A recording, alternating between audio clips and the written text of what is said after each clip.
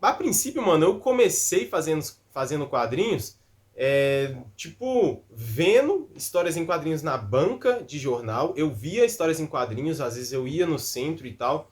Eu tinha contato com essas histórias em quadrinhos, mas só que a minha família não tinha meio que condição financeira para comprar. É bem aquela história clichê, né, velho? De, Sim. o bonzinho, o pobrezinho, mas é bem isso mesmo, velho. Infelizmente, galera. A gente vive no Brasil, mano. Acho que o salário mínimo na época era, sei lá, uns R$ 300. E meu pai não ia gastar R$ 4 nunca pra comprar uma história em quadrinho. E, inclusive, mano, Caraca. eu comecei a fazer meus quadrinhos justamente por conta disso, mano. Porque eu não tinha condição financeira pra comprar quadrinhos, principalmente do Homem-Aranha. Que depois até meu canal herdou o nome do Homem-Aranha por conta disso, pra render uma homenagem ao herói que eu tanto amo.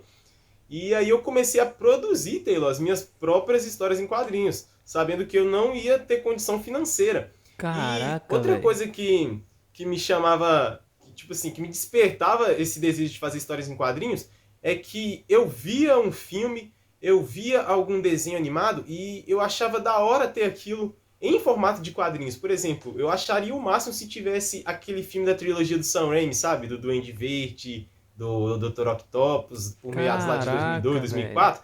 Eu acharia o máximo, Taylor, se tivesse uma história em quadrinho daquilo ali acontecendo, Aí você desenhado. E, fazia. que, e isso, exatamente isso. Aí Caraca, velho. como eu não tinha acesso, ou sei lá se existe também, mano. Mas eu não tinha acesso, aí eu fui lá e comecei a desenhar, comecei a criar as minhas histórias em quadrinhos, na verdade, minhas entre aspas, né? Porque eu utilizava os personagens da Marvel, da DC Comics e tudo mais. Sim, sim. E aí, mano, foi basicamente assim que eu comecei, mas as histórias em quadrinhos eram bizarras, né, mano?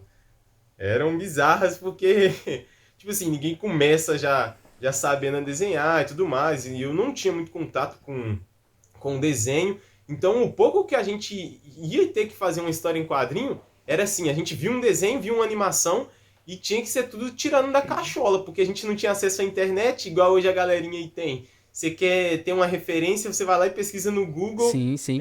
imagem de tal personagem. Você tem tudo na mão, basicamente. Você pode assistir uma animação e ir pausando para você meio que ter referências de cenário e tudo mais. Sim. Mas, pelo menos na nossa época, não tinha muito disso, né, mano? A gente tinha que ver, decorar aquilo lá na mente, mano, e ir tirando da cachola. E foi basicamente assim. Outro tipo Caraca, de velho. quadrinho também que eu fui me inspirando muito foi o Maurício de Souza, que eu sempre tenho que citar esse cara, mano, Sim, deu, porque deu pra as perceber, histórias deu em pra perceber.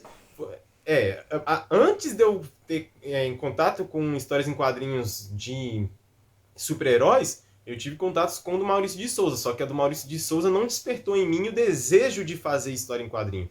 Só me despertou o gosto por histórias em quadrinhos, mas como eu comecei a fazer Sim. mesmo foi graças às histórias em quadrinhos que eu via na banca de jornal e não tinha dinheiro, e aí eu comecei a produzir as minhas.